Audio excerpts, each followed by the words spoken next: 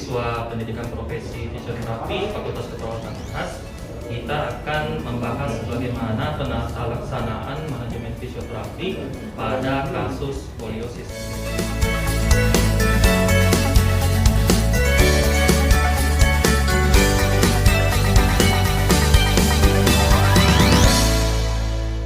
Jadi skoliosis seperti yang kita tahu merupakan deviasi atau penyimpangan ke arah lateral dari tulang belakang ke garis tengah tulang belakang.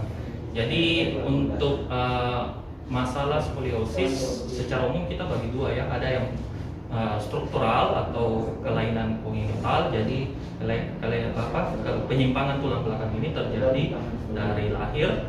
Kemudian ada juga ya non struktural atau skoliosis yang terjadi karena kebiasaan yang tidak baik dari individu itu tersendiri, misalnya membawa tas hanya di salah satu sisi sehingga membebani sisi, misalnya sisi kanan saja. Jadi ada disbalance, muscle disbalance, kerja otot yang tidak seimbang sehingga mempengaruhi struktur alignment dari tulang belakang yang akan menyimpang ke arah pembebanan yang berlebih itu tadi. Jadi mari kita saksikan bagaimana pemeriksaan dan penanganan fisioterapi untuk kasus skoliosis ini.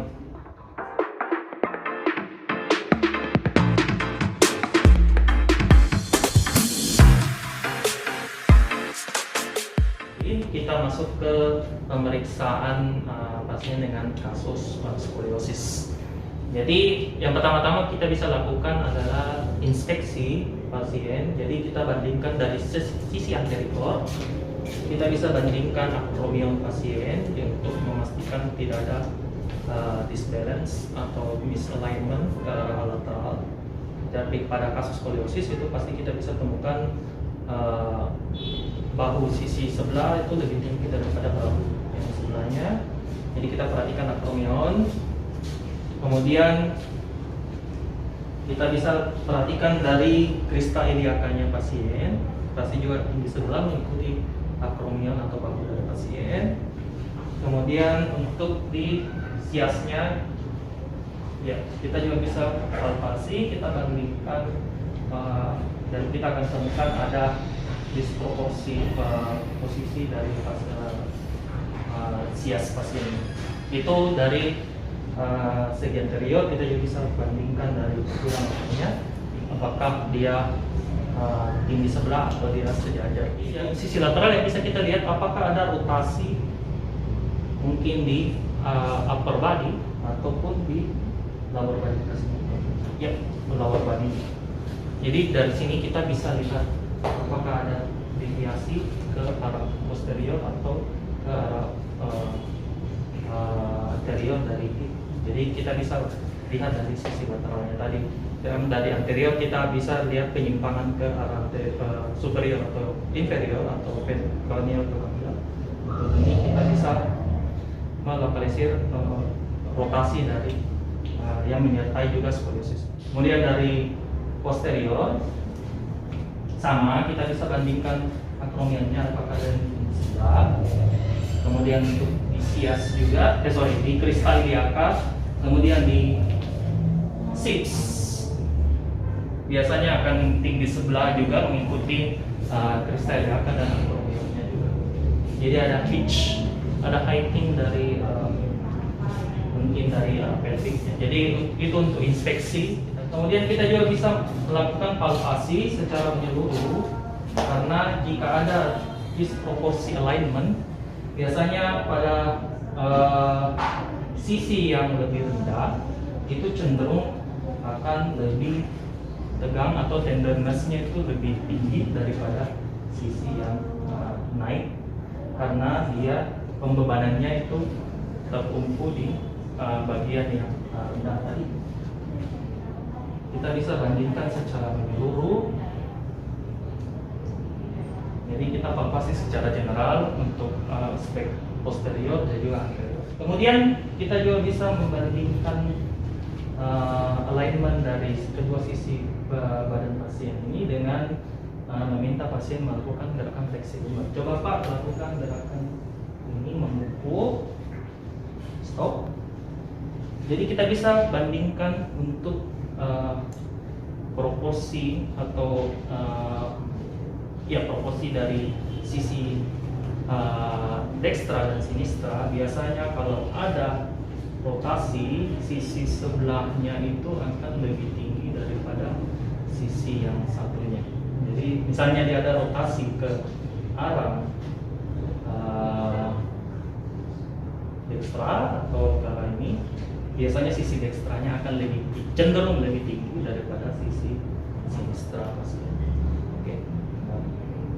Ya, jadi mungkin untuk pemeriksaan klinis itu yang bisa kita lakukan untuk melokalisir apakah pasien ini deviasinya ini sudah termasuk skoliosis atau tidak. Dan juga untuk pemeriksaan yang lebih spesifik, kita bisa meminta pemeriksaan radiologi, di mana pada pemeriksaan tersebut, pada foto tersebut akan diukur dengan menggunakan Koch method. Jadi Koch angle-nya itu akan menentukan apakah pasien ini sudah tergolong skoliosis dan apakah skoliosisnya itu bisa diselesaikan secara klinis melalui proses fisioterapi, ataupun Koch angle-nya ini sudah memasuki kategori untuk tindakan invasif atau tindakan operasi. Jadi itu bisa ditentukan dari Koch angle atau Koch method dari pemeriksaan radiologi. Mungkin seperti itu untuk pemeriksaan pada pasien dengan kondisi skoliosis.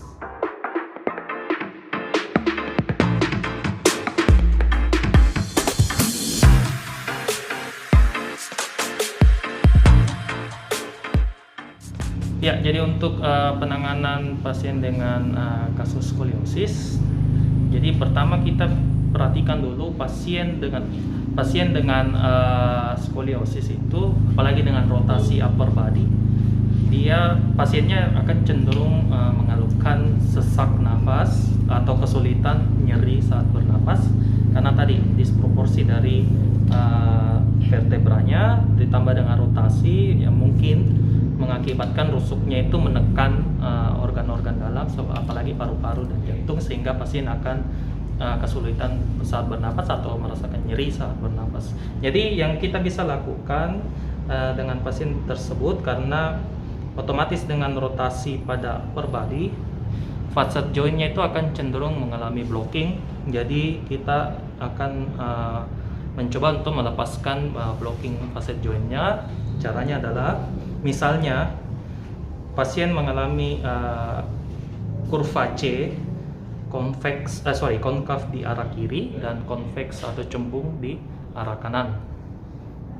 Jadi kita akan melepas facet joint block pada sisi yang konkavnya.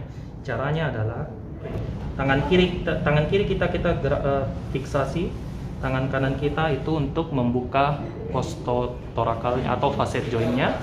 Jadi gerakannya adalah tangan kanan kita berputar ke arah dextra. Jadi facet joint kita buka gini ya. Jadi tangan kiri fiksasi, tangan kanan buka. Oke. Jadi ulangin dari atas. Oke. Yep. Lagi. Yep. Oke. Jadi itu untuk membebaskan blocking pada facet joint.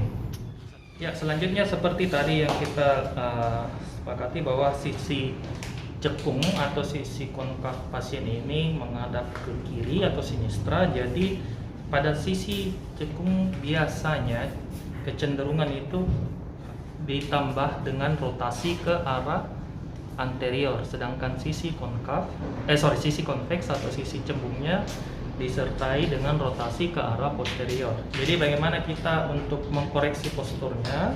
Pertama kita bisa posisikan pasien dalam posisi miring, relax.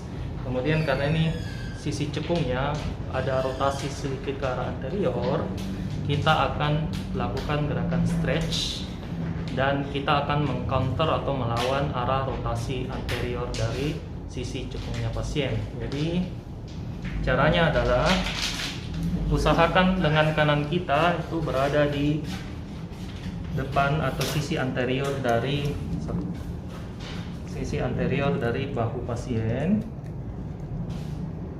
Kemudian lengan kiri kita berada di sisi posterior dari pelvic pasien. Jadi ini untuk menggerakkan nanti pelvic pasien untuk rotasi ke anterior, sedangkan lengan kanan kita itu untuk merotasi upper body pasien ke arah posterior. Jadi gerakannya seperti ini untuk stretchingnya. Pertama-tama lemas saja, lemas. Iya, lemas. Oke, sip. Pertama pastikan dulu kita mengembalikan alignment pasien ke alignment asli, alignment lurusnya, alignment anatomis. Kita set dulu seperti ini kira-kira. Kalau kita sudah yakin bahwa dia sudah alignmentnya sudah lurus, baru kita tambah rotasi atau counter rotasi patologis dari pasien. Jadi upper body-nya karena dia rotasi ke anterior, kita tambah rotasi ke posterior, sedangkan untuk pelviknya kita rotasi ke anterior menggunakan tangan kita. Jadi set. Oke. Kita bisa tahan sekitar 10 detik untuk stretchingnya. Oke. Dan kita bisa ulangi sekitar 3-4 kali atau mungkin sampai 6 kali pengulangan, tergantung bagaimana toleransi dari pasien. Jadi usahakan selalu mengembalikan dulu alignment pasien ke alignment anatomis, kemudian kita counter rotasinya untuk mengkoreksi postur pasien. Ya, selanjutnya kita bisa lagi tambahkan latihan koreksi, yaitu berupa buknyet pada posisi tengkurap, tapi kita lakukan sedikit modifikasi mengikuti arah rotasi atau arah juga deviasi dari skoliosis pasien ini.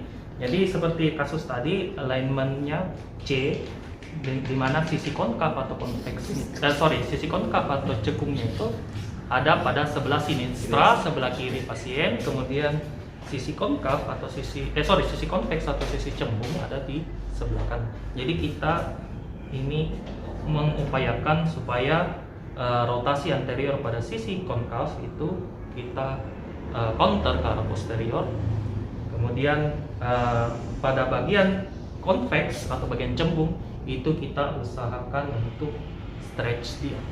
Jadi yang pertama kita posisikan pasien sedemikian rupa kira-kira tangannya sampai bisa menggantung atau memegang pada bagian atas bed. Jadi kita posisikan seperti ini.